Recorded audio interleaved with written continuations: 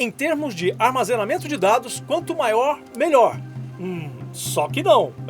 Nós vamos falar um pouco mais sobre isso agora no especial do Glitch.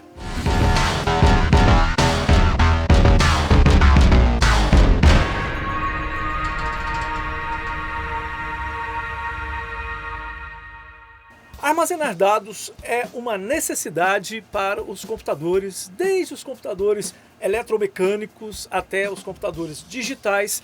A gente precisa, em algum momento, colocar os dados em algum lugar para poder usar depois, e até mesmo para poder armazenar os programas. Isso vem desde a arquitetura de von Neumann, que tem quase 100 anos, que foi um avanço enorme que permitiu que os computadores tivessem, ao mesmo tempo, os programas e os dados armazenados na sua memória. Bom, a memória, no princípio, era uma memória eletrônica.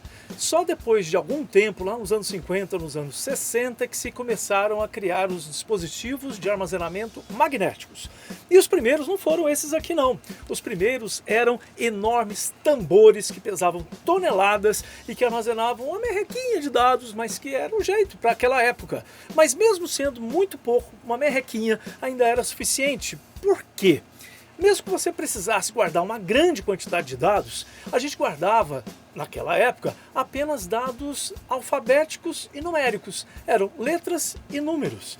Naquele momento, nada de multimídia era usado ou guardado em computadores. Ou seja, não tinha foto, não tinha áudio e muito menos vídeo, que é o que a gente mais usa hoje em dia quando nós estamos aí usando um smartphone ou um notebook. O tempo todo a gente está lidando com multimídia, que consome muitos dados e exige um armazenamento enorme. Mas naquela época não, se armazenavam letras e números. E isso ocupa pouco espaço dentro da memória em geral de um computador.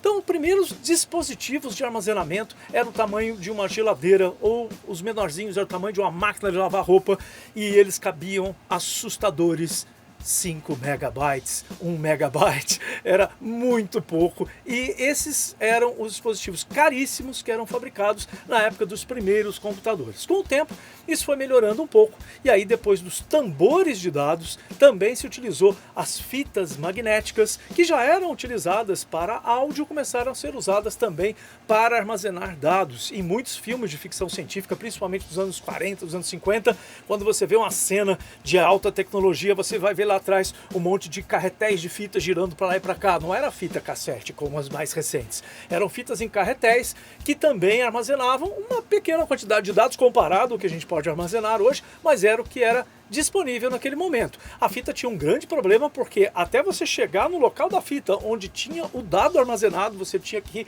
desenrolar ou enrolar a fita inteira para encontrar o dado que você queria. Então a fita não era nada prática e os tambores e os discos eram muito melhores, porque afinal de contas, assim como um disco, você vai direto na faixa que você quer encontrar a sua música, você não precisa ouvir todas desde a primeira faixa. Assim também os discos de dados permitiam um acesso muito mais rápido aos dados do que aquelas primeiras fitas magnéticas em carretéis. Então os discos, e até os primeiros discos que foram usados para armazenar dados nos computadores, eles eram até maiores do que esses aqui. Eram discos de 70 centímetros de diâmetro e que ficavam dentro de caixa, uma pilha de discos também pesando toneladas. Foi um avanço muito grande quando a gente chegou nos anos 70, no começo dos anos 60 e 70, é que se começaram a se desenvolver os dispositivos finalmente portáteis, que são os dispositivos magnéticos como esse disquete que eu mostrei aqui, e eu falei no começo que tamanho faz diferença, mas na verdade é o contrário. Antes desse ainda teve um outro disquete de 8 polegadas, que era do tamanho desse disco aqui, mas era magnético. Depois veio esse aqui e esse daqui. E sabe qual deles cabe mais dados? Esse daqui. Apesar que esse aqui ninguém mais usa, nenhum deles na verdade. Mas aqui está uma evolução, e essa evolução é muito natural dentro da área de computação. A gente está sempre fazendo isso, diminuindo as caixinhas, diminuindo o invólucro e colocando dentro desse invólucro mais capacidade, mais velocidade, mais memória, mais coisas que a gente pode fazer em dispositivos cada vez menores. Bom, o disquete então, esse aqui com louca capacidade de 1.44 megabytes, ou seja, se você fosse baixar uma música hoje do Spotify para gravar em disquete, você não conseguiria gravar num disquete, você teria que ter pelo menos os 4 disquetes para poder gravar uma música só. Uma foto também de alta qualidade que você tira no seu celular, ela não caberia em um disquete, você teria que ter uma caixinha com vários disquetes para poder guardar uma foto que você tirou. Vídeo então, nem vou comentar. Bom, então os disquetes, apesar de serem um grande avanço, eles ainda estavam naquele momento em que a gente utilizava letras e números. Na maioria das vezes, a multimídia, que é o uso de áudio, vídeo, fotos, não tinha chegado aos computadores. Isso só aconteceu nos anos 80, e aí sim a gente deu um grande passo com outros tipos de armazenamento. Primeiro vieram os HDs, mais compactos, que cabiam dentro do gabinete do computador, porque os primeiros HDs eram externos. Quando eu falo HD, são os hard drives, porque esse aqui era chamado de floppy drive, era o drive que você utilizava, o floppy disk. Então o hard drive, o disco rígido, ele ficava no início fora do computador, só depois dos anos 70 que ele veio para dentro do próprio computador, e isso foi, lógico, um grande avanço. Esses hard drives foram evoluindo muito em capacidade, velocidade, capacidade de memória, até o momento que a gente começou a usar as memórias que não eram mais magnéticas, como por exemplo o CD-ROM, que veio... antes do CD-ROM teve um disquete muito legal, que quase ninguém usou, chamado Zip Disk, que guardava 100 megabytes em um disquete só. Mas ele passou muito rápido, porque logo em seguida lançaram o CD-ROM, o CD que cabia 650 megabytes em um CDzinho de plástico baratinho, enquanto o Zip Disk era bem mais caro. Então o CD acabou com todos esses outros dispositivos de armazenamento, e ele funciona óptico, ou seja, os dados são gravados com laser e lidos através de sensores de luz.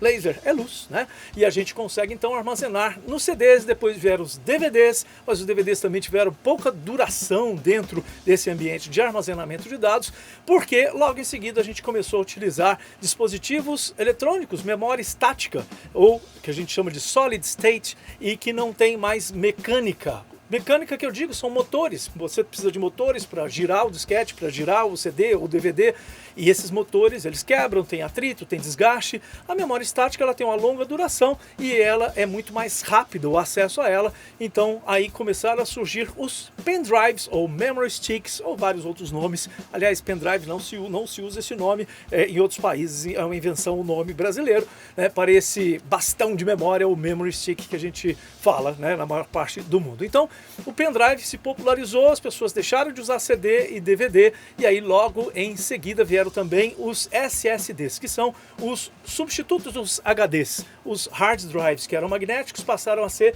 de estado sólido, que são mais rápidos, muito mais rápidos, permitem que o seu computador ganhe uma sobrevida. Se você trocar o seu HD por um SSD, eles ainda são mais caros, mas a tendência é o preço cair, assim como todos os outros dispositivos de armazenamento. Aqueles primeiros dispositivos de armazenamento que pesavam toneladas custavam milhares de dólares um dispositivo. E esse preço foi caindo ao longo do tempo até chegar hoje ao que a gente nem sabe quanto custa armazenar 1 GB. Por quê? Porque daí para frente houve um outro salto. É o salto de que eu não preciso mais, na verdade, nenhum dispositivo, nem flexível, nem rígido, nem óptico, nem mecânico, nem magnético, porque os meus dados vão ficar na nuvem. Essa nuvem não sou eu quem gerencio, eu só faço um login. Algumas delas são gratuitas porque alguém está pagando para mim, obviamente, tem algum patrocinador, né, anunciante, né, que está pagando para que eu use aquele recurso, ou às vezes eu pago lá uma mensalidade de um serviço de armazenamento de dados. Isso tanto para nós, usuários finais, como para as empresas. Grande parte das grandes empresas hoje também não se preocupam mais com os seus dispositivos de armazenamento e fazer backup, fazer cópia de segurança aqui e ali, porque eu contrato um serviço, entrego essa responsabilidade para uma nuvem que vai armazenar os meus programas, softwares, dados, vai cuidar do backup, vai fazer a segurança de antivírus, de anti-hackers, de anti-malwares, para que eu fique tranquilo, durma no meu tranquilo travesseiro, enquanto meus dados estão não sei aonde. Esse é o conceito de nuvem, e que na verdade é isso mesmo. Se você tem um bom serviço que pode te atender e te dar essa garantia para você ter um sono tranquilo, é muito melhor do que você ficar preocupado se vai chover ver se vai cair água e até o máximo que você, não sei se sabe, colocar um disquete como esse em cima de um alto-falante e apagar todos os dados. Fora outros riscos, por exemplo, o cachorro dar uma mordidinha no disquete e você perder seus dados. Muitas tragédias como essa aconteceram no passado, agora a gente espera que essas tragédias não aconteçam na nuvem, porque na verdade a nossa vida inteira e das empresas está tudo na nuvem, e as nuvens, tomara que elas fiquem muito bem cuidadas para que a gente possa ter um sono bem tranquilo. Se você gostou, dá o seu joinha, inscreva-se no nosso canal. Se você quiser, vai lá, acione as notificações para receber as novidades quando a gente postar vídeo novo aqui no canal. Bom, eu sou o professor Hélio Lemes, esse foi o especial do sábado e a gente se vê na segunda-feira com mais uma edição do Glitch. Tchau!